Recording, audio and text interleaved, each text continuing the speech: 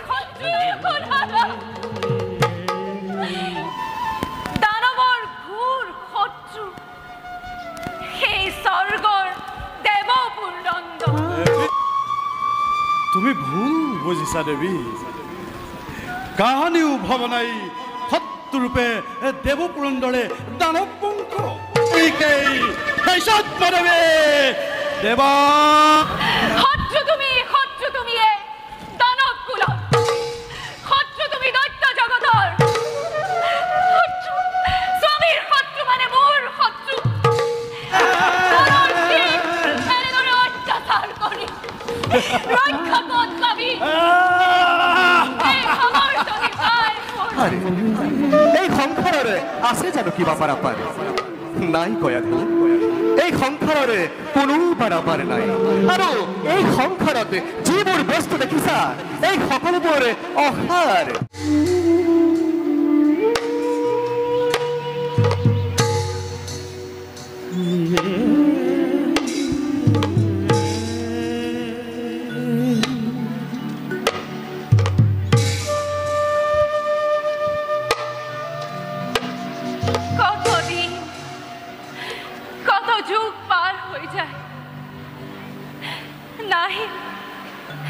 নাহিল স্বামী দেৱতা উলটি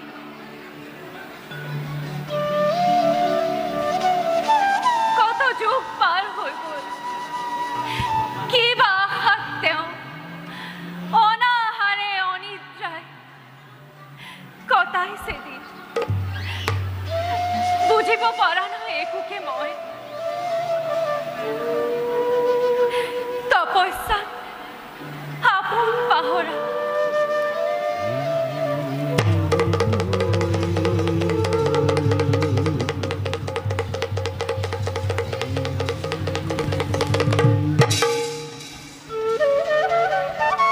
জয় শিৱ শম্ভুনাথ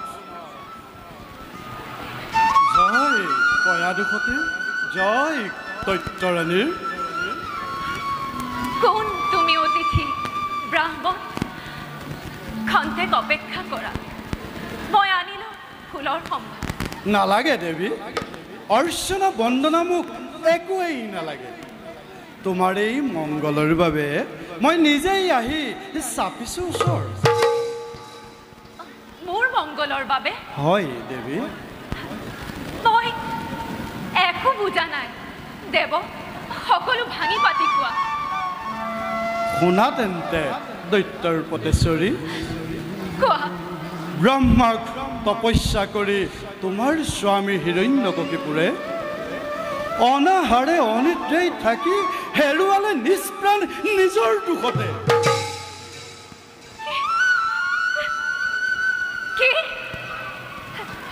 কি কলা তুমি দেৱ মোৰ স্বামীয়ে নিজ প্ৰাণ হেৰুৱালে মিছা মিছা মিছা কথাত মই নিদিও প্ৰত্যয় কোন কোন তুমি শত্ৰু দানৱৰ দেৱী বিপ্ৰৰ মুখে অসত্য প্ৰচাৰ কদাপিতো নহয় সম্ভৱ স্বচক্ষে মই দেখিলো তোমাৰ স্বামী শৰীৰত অস্থি চৰ্ম একোৱেই নাই মিলি গল সকলো ধৰাৰ বৈক্য ঢাকিল সৰ্বশৰীৰ উই পৰুৱাই ইমানৰ পাছতো ভাবিছানে দেৱী জীয়াই আছে তোমাৰ স্বামী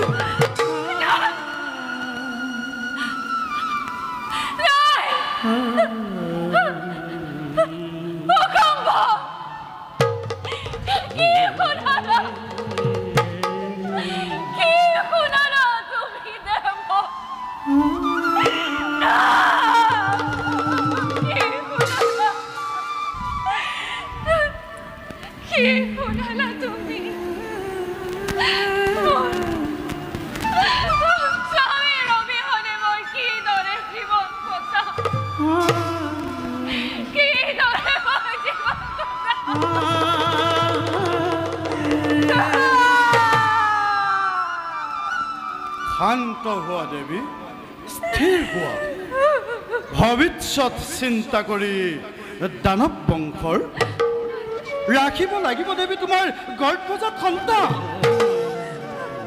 দেৱী, আৰু তাৰ বাবে দেৱৰাজ পুৰন্দৰ আজি চাপিছে ওচৰ।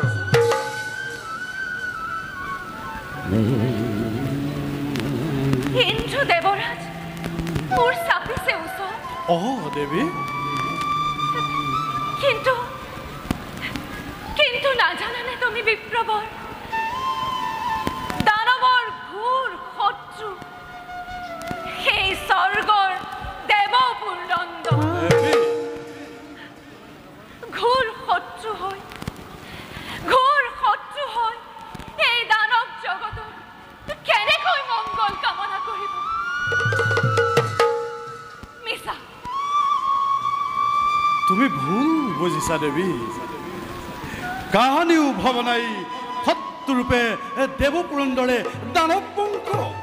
কিন্তু কি কৰিবা দেৱী, বাৰে বাৰে সেই দৈত্য সমাজে বিপৰ্যয় লগাই মোৰ স্বৰ্গ, দেৱী মোৰ স্বৰ্গ। অতপৰে তুমি যাক বিপ্ৰ বুলি ভাবিছা মনত, মই সেই সত্মদেৱী দেৱ পুৰন্দৰ।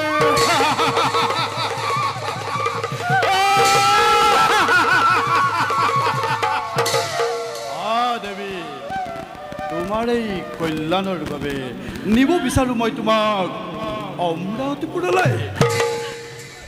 বলা দেৱী। তুমি সেই দেৱ পুৰন্দৰ শত্ৰু তুমি দানৱ কুলৰ শত্ৰু, তুমি দৈত্য জগতৰ শত্ৰু, স্বামীৰ শত্ৰু মানে মোৰ শত্ৰু। এতিয়াই এই স্থান ত্যাগ কৰা। প্ৰহৰী,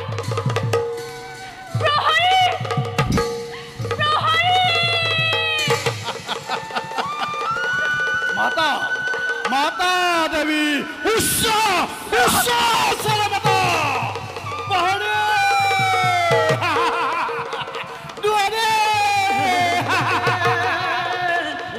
দুৱাৰী কোনো নাই আজি জীৱিত ধৰা। সকলোকে দেৱতাই দিছে মৃত্যুৰ দণ্ডনা। দেৱী, অতি হিংসাৰ দাবানল আজি পুৰাব আজি এই দেৱ পুৰন্দৰে। বলা দেৱী, বিলম্বই ঘটাব বিপৰ্যয়। বলা দেৱী, বলা।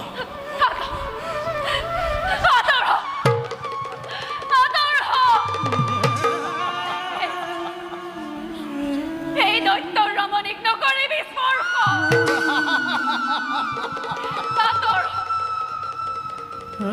নালাগে সেইবোৰ কথা দেৱী, নালাগে সেইবোৰ কথা। অতি হিংসাৰ দাবানলে ইন্দ্ৰৰ তাতে জ্বলিব লাগিছে। ইন্দ্ৰ আজি মহাকাল।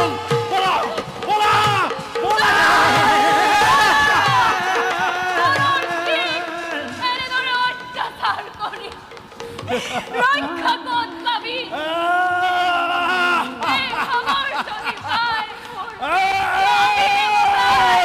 নালাগে এইবোৰ কথা দেৱী।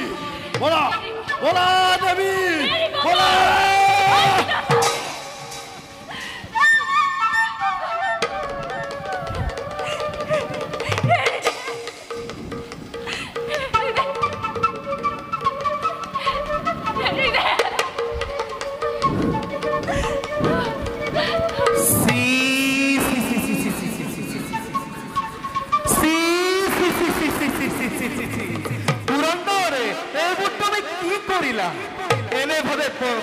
এনেভাবে মতিচ্ছন্ন হয়ে পৰৰ স্ত্ৰী হৰণ কৰিছা, তাকো বলেৰে।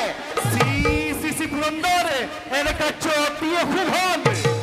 এবাৰ কি তাৰ আগতে চাই লোৱা কোন সেই ৰমণী দেৱতাৰ শিৰ শত্ৰু হিৰণ্যকশিপুৰে ব্ৰহ্মক আৰাধনা কৰি জহি প্ৰাণী নিঃশেষ হৈ গ'ল আৰু তেওঁ এই পত্নী এই কয়াধু গৰ্ভৱতী অজনী বাবা গৰ্ভ নষ্ট কৰি দানৱৰ বংশ সমলাংশে নাশ কৰি চিৰ শান্তি লভিব ইন্দ্ৰই চিৰ শান্তি লভিব বিশ্বই বাহ বাহ জানিব পাৰোনে কোনে দিলে তোমাকে এই সমাচাৰ যাৰ তপুবলে আতংকৰ কৰিছে সৃজন যাৰ যুগবল দেখি যুগেশ্বৰ চিন্তিত নিজেই সেই হিৰণ্যকশিপু ইমান সহজে পাৰিবনে যাব ধৰাৰ বক্ষত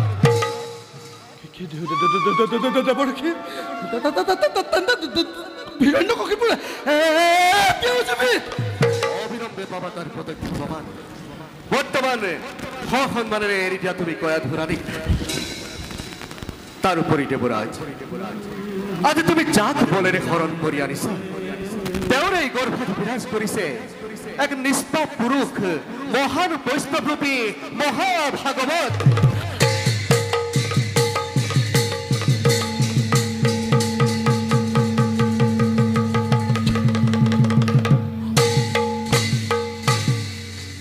পুৰন্দৰ তুমি হে নালাগে তোমাৰ দৰে লক্ষ লক্ষ দেৱতাৰ বজ্ৰ প্ৰহাৰে কদাপিত নোৱাৰে ৰাখিব সেই মহান বৈষ্ণৱ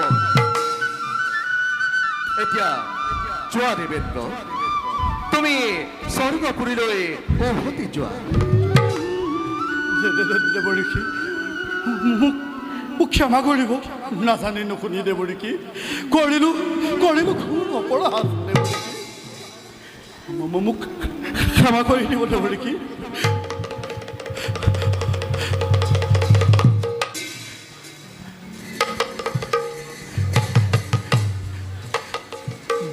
দেৱী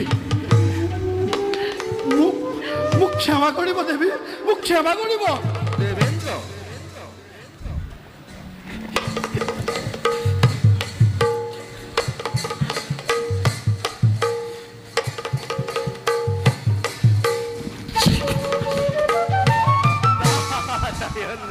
নারায়ণ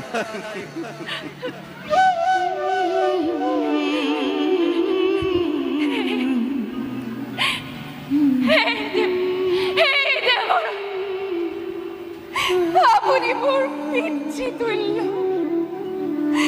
বসালে অভিজ্ঞানী বসালে মোক আজি উদ্ধার করিলে বিপদর পৰা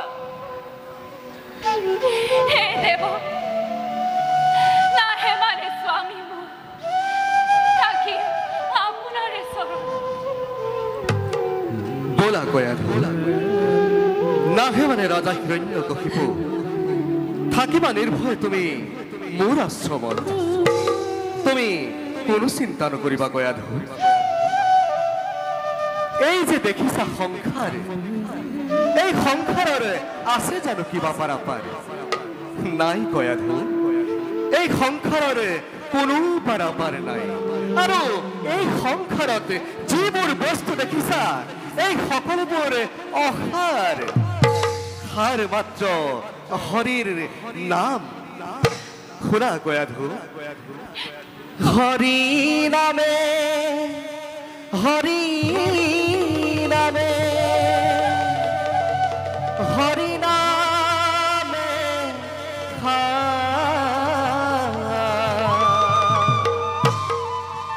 হৰি নামে কৰি আছে জগত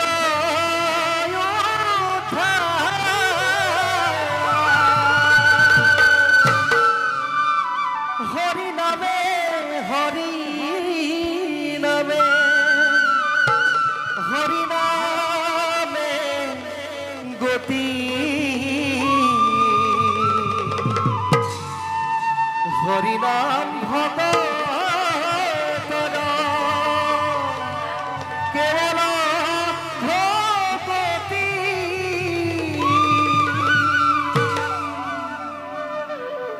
মায়াৰে আৱৰাই সুন্দৰ সংসাৰ এই সমস্ত জীৱ জগত কেৱল মায়াৰে আৱৰি আছে কয়াধু হয় দেৱৰী যত দেখা চৰাচৰ হৰিময় নিৰন্তৰ হৰিত পৃথক কেহুনুহে যিজন ভগতিহীন সি দেখে হৰিক ভিন্ন হৰিৰ মায়ায়ে তাক মোহে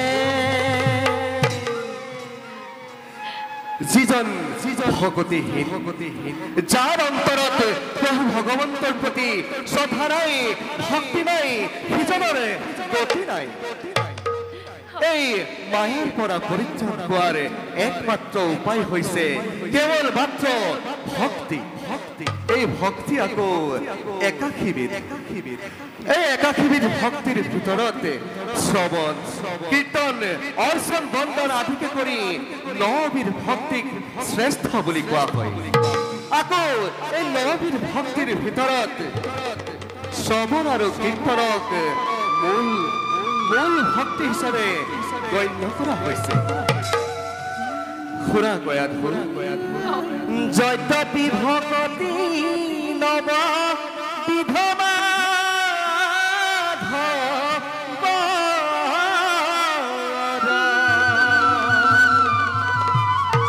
শ্ৰৱণ কীৰ্তন আদি মহাশ্ৰেষ্ঠ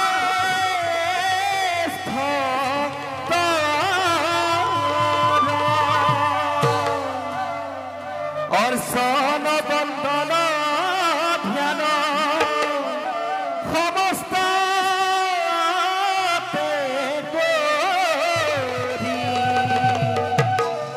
যশ কীৰ্তনত আতি তুষ্ট হুন্ত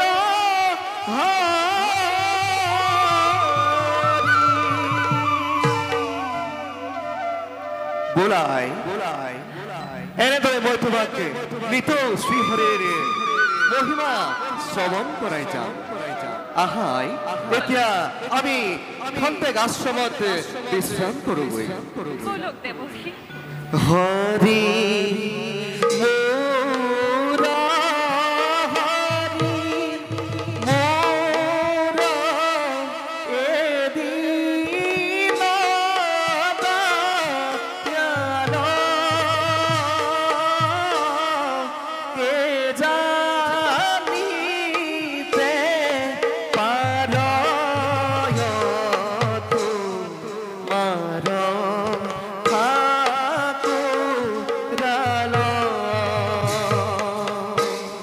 হৰি